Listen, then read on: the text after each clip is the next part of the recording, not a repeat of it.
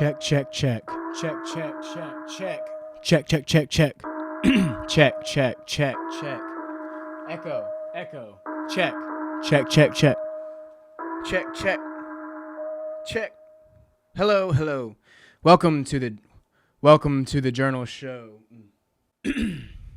Hello and welcome to the Journal Show. I'm your host, Lawrence. If you are watching this, you're already familiar with the Journal Show. I just finished, finally, episode 2. It was a 6-part series. I feel like calling this season 3 instead of episode 3. We're trying a different setup. I'm just going to keep changing things up as I can, playing around with it, having fun. We have a mic stand now. We have a desk for now. I'm going to play around with this microphone. It's kind of stressing me out that I can't move around too much, but hopefully it's picking me up. I think it's going to be fine. Let's go ahead and get started. I have a giant stack of things in front of me, and we're going to play around and go through some of it. I've got photo albums. I've got notes. I've got journals. So we're going to play around and see what this episode will give us. This will be episode 3, part 1. Maybe just the only part. I don't know yet. I don't pre-plan out too much about this. I just know I wanted a desk and a mic stand, so today we have a desk and a mic stand. So we're going to see what that does for us. And if you're at home smoking a joint or enjoying yourself a nice beer or whatever you're doing, cheers. One more. Okay. This giant stack is going to stress me out, so I am going to move this. I know that some of this stuff is in a certain... I tried to understand what I was getting into, and I have a game plan. My game plan is to fumble my way through this and maybe find some interesting stuff. I have my old notebooks right here that I've already gone through so that I can keep it separate. And I guess I'm going to keep this set up for a little while. And we're going to start off with this note. So this is a note from when I lived in South Carolina for a summer. That was only a few years ago. So this is actually a recent note, but it's not a recent thought. This is someone gave me this. Just for a little context, I lived in New York for 3 years. Well, altogether, I think 4. But at this point, I was living there for maybe a little over 2 years. My friend and I, Shermo, took a bike trip where we bicycled from New York to Arkansas. It was like 1,400 miles. It took us 17 days.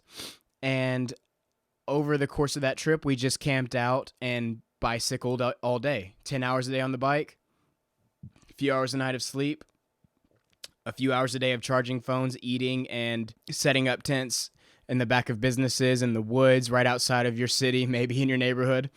And when we got back home, I took my Jeep at the time that I had, and I drove it straight to South Carolina to stay with a friend of mine at Myrtle Beach, who I was living with in New York. He and I both just kind of took the summer out off of New York and went and lived with his parents. And I got a job at a health food store. He got a job at a bar. And we just kind of hung out on the beach and tried to better ourselves and take a break from New York and the grind. So this was a note that was written to me by a customer of mine at the time from the health food store. It says Lawrence, and it has a smiley face. Don't give up. Push through the droughts. Channel the inevitable disappointments into your craft. Break molds. Think, create, and most importantly, stay alive.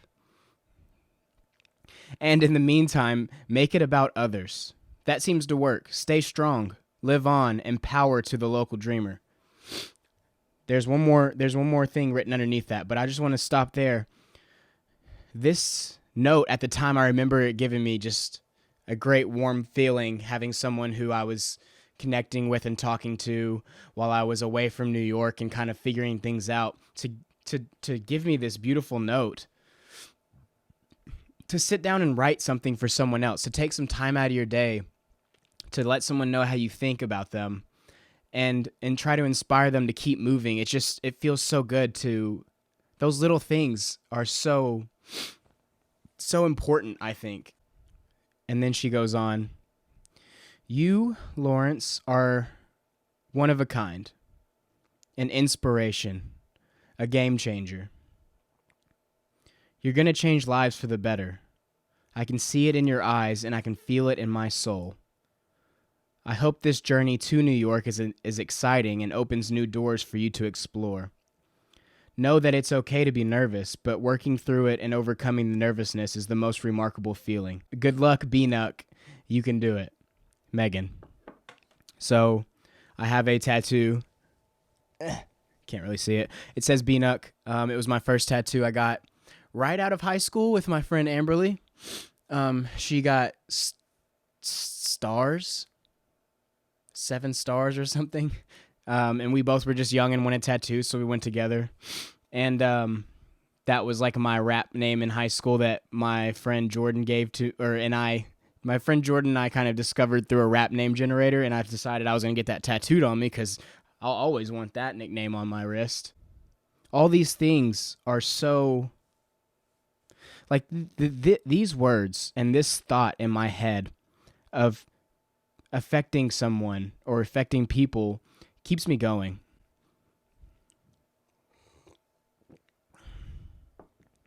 I hope to be inspiring through my actions. I work really hard to be very good at the things that I care about. Whatever I'm interested in and inspired by, my passions, I put everything I have into them. And so for someone to recognize that and give me encouragement, it feels, I mean, what more can you ask for from people than just to believe in you whenever you have dreams? If you're watching this, thank you so much for believing in me and seeing something in me. I think it keeps me going forward knowing that you have those thoughts or had those thoughts. And that's all. Thank you. I got another note. Are we still doing notes? I mean, I was probably 26, 25 whenever that happened. You know, I love a good note. You never can, I mean, notes are always a good idea from elementary school all the way up till now. Like it's so fun to read a note that is genuine. And I remember the first note that I wrote. That rhymes. B-Nuck. I wrote it to a crush when I was in 5th grade. So the last year of elementary school. Wow. I had just gone to a new elementary school because I wasn't really working out at the one I was going to. I actually went to private Baptist school where we did church like every Wednesday during school. And my mom paid for some reason. She thought that was going to be better. She didn't come from anything. And she was 18 when she had me, and I think she was just doing her best to give me the best life, the best opportunities. And I just I couldn't stop talking. I was immature. I was young. For my birthday falls right on the cutoffs, so I started school a little bit early, and maybe I wasn't developed enough. So I struggled through school. I also never paid attention. Because of that. I got in trouble a lot. I was always talking, playing pranks. That to this day, I probably, if I was in school now, I would probably still be getting in trouble because such is life. But I wrote a note to her. Her name was Mandy, and I called her Mandy Pandy. And I gave her a panda bear for Valentine's Day, and like asked if we could date, if I could have her number so that we could date over the summer or something like that. I remember just giving her that little, was it Teeny Weenies or Beanie Babies? It was a Beanie Baby. It was a little tie-dye panda bear, or bear. And that being my first like delve into courting, trying to court in 5th grade. So yeah, love a note. This one is from someone that I went to acting school with in New York, who later went to the acting studio called the Artist Gym that I went to after school, just like a little studio acting group with a lot of talented people in it. It developed so many people that I still am close to this day. Like, some of my best friends were in this acting group together because we all pushed through and learned our emotions and other people's emotions and just ways to see the world and become more full. And so she was in this class very shortly while I was there, and then she left. But she gave everyone a note, I think, the day that she left. And this one's called Feelings. And it's for me. And I didn't really know her very well. I mean, I knew of her. We knew we had similar circles, but we never really had time to just connect and get together. I was not really looking for friends when I was in New York. I had my core group, and everyone else was distracting me. I was trying to be the best actor there, so partly on me for not socializing. She says, "I'm so happy that you joined this class. Thank you for letting me unleash all my anger on you that first day of class and still be cool about it. I'm honestly so excited for you. I think you're going to kill it here in New York. You seem so driven and passionate about art that I can't see any reason that you won't succeed. You stand for so many important causes, and the world needs that. That's the whole point of being an artist, in my opinion. I hope we'll work together in the future. Lots of love, Elena." So sweet. I mean, once again, just words that I need to hear. My first day in my acting class, I really, this class that I'm talking about, this little studio group of actors, did so much in a fairly short amount of time. I mean, I was there for a little while, not even a year though. Did so much to develop me as a person, and it gave me building blocks that I've been working on since then in my acting, as well as in life. And if you're one of my patrons on Patreon in my podcast, then the style of conversation that I'm gearing towards every conversation that I have on there, it's the building blocks of this acting coach named Jacob Myrer, who is a father figure to me. He put in me so many great things to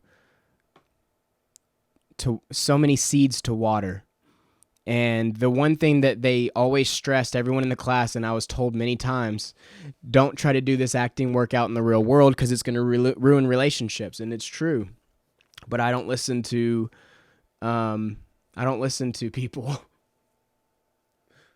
So I do the work of acting class in every situation that I can still. And it's made me a better artist, I'm telling you. But it also is... It's not for everyone. And so the first day of my time there, I didn't know what to expect. Pretty emotionally shut off. I was trying to get better at it, but I wasn't. I was really in my head about even crying in front of people. Like, fuck that. And my first day in class, I got to get up and work with her. And she fucking went crazy on me. And I tried to do the best I could to take it, but it overwhelmed me, and it was so hard to figure out the work while this woman is giving me so much anger and hate, or not hate, I would say pain for a lot of things. I know one thing for sure, she was upset that she was leaving, and she was upset that she was working with me because you only had a certain amount of time. She had been in this class for a while with a lot of people, but she was going with a new person, and anyone who's new into that work isn't going to be able to support you in the way that you need to be supported. And so there was a lot of things going on, and a lot of it turned into anger towards me, and I dealt with it. But I also, Elena, if you're watching this, believe it or not, you hooked me. You were the reason I was like, what the fuck is this? If you would have been polite and held back on me, then I might not have understood the bug that, I'll never not see the world through Meisner. And you're a big part of not doing me a favor by holding back. it started my obsession. So thank you, lots of love, and I do hope we work together in the future. We will. All right. 2 down. Oh. This might be the last thing that I read for this episode. Because this is going to be hard to get through. I know I'm going to pontificate about it. I don't know if I'm using that word correctly, but I learned it the other day, or I relearned the actual definition the other day, and I feel like I'm kind of using it right. I'm looking away, and I'm fidgeting because I'm feeling motions, and I'm scared.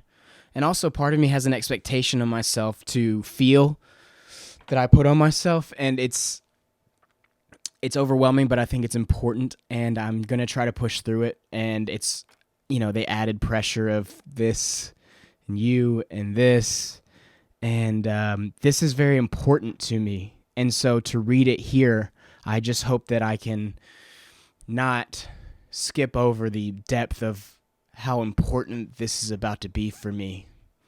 So I'm going to try to read it, but I'm scared to read it. I'm scared for you to see what I was feeling. I've had this for a long time.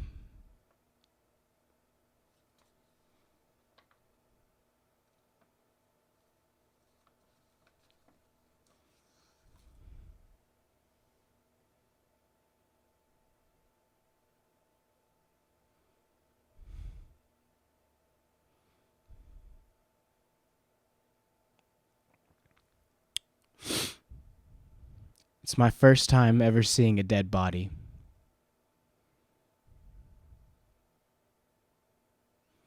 It's terrifyingly frightening, but at the same time, there's an artistic beauty about it.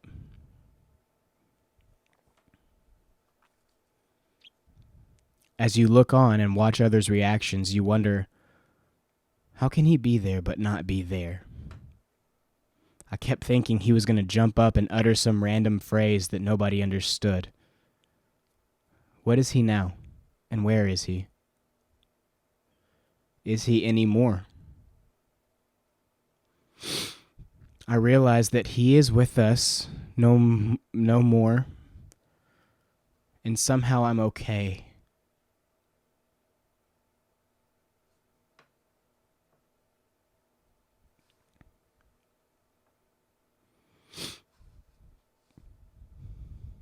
I look around and everyone's okay. How is this? Why are we not all hysterically wailing? I often hear people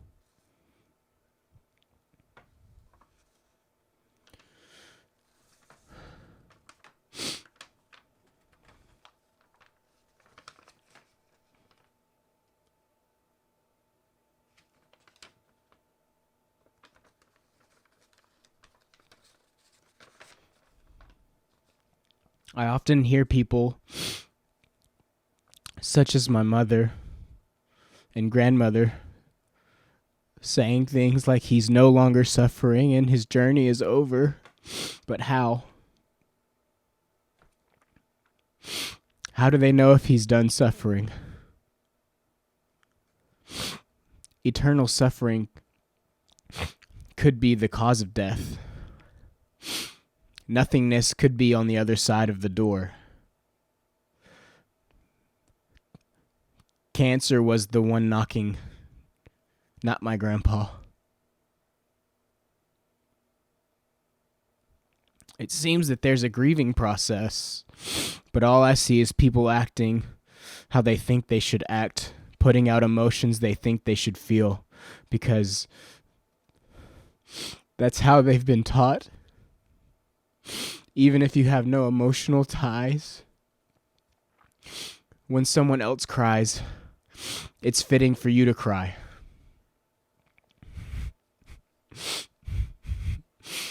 So each of you can see that you share common emotions.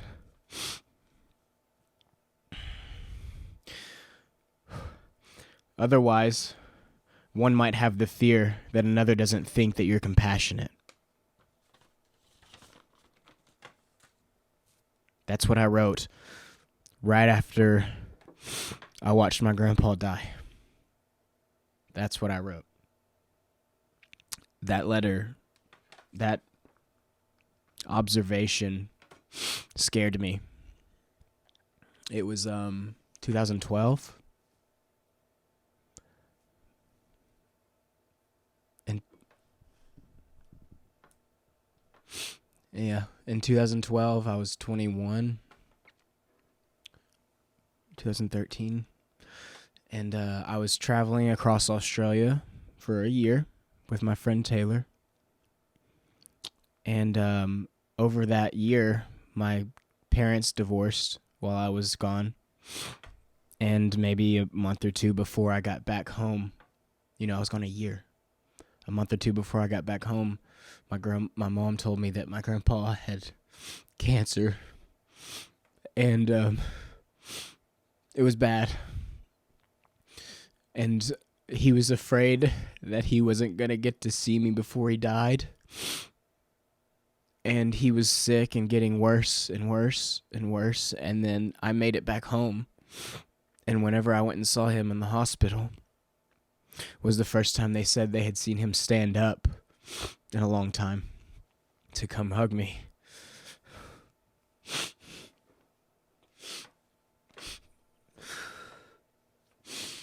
And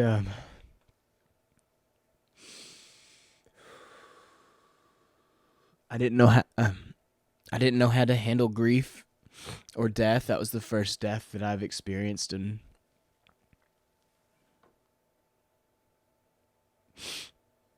I was angry. And angry. I was so hurt. And anger was how I guess I deal with hurt through anger a lot. And I wrote that, and it's basically a fuck you to so many things if you read between the lines.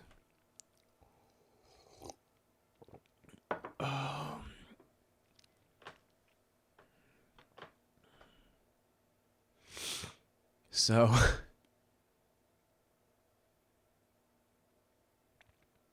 that's the third note and probably the last thing of this episode.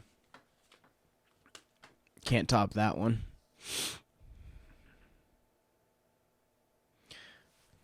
I feel the need to make this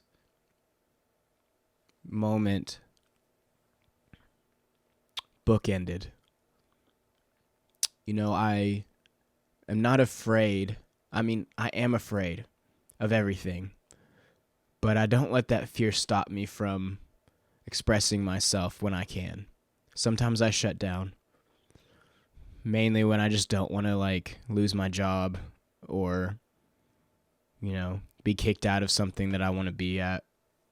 But if I'm here in my room alone and I have the opportunity to speak to someone about something that hits me so deep, I'm going to do that. That's what I want this to be. I'm not doing this to entertain, really. Part of me is. Part of me wants to put more courageousness, emotional courageousness, and emotional giving out into the world. This is me trying to give myself to this moment and understand that it's more than just this letter and me talking. It can maybe affect change. I think that I grew up in a place where emotions, and men specifically, were frowned upon, and it doesn't have to be like that. Check out my podcast, This, That, and You, on Patreon. Thanks for watching episode 3, the only part, and thanks for watching the Journal Show. and come see me act in the play that goes wrong. February 3rd through the 15th. February 5th, I have my jiu-jitsu tournament. I don't know if you're watching this, just know that I'm out here and I'm going to keep this going. And that's my time. Peace.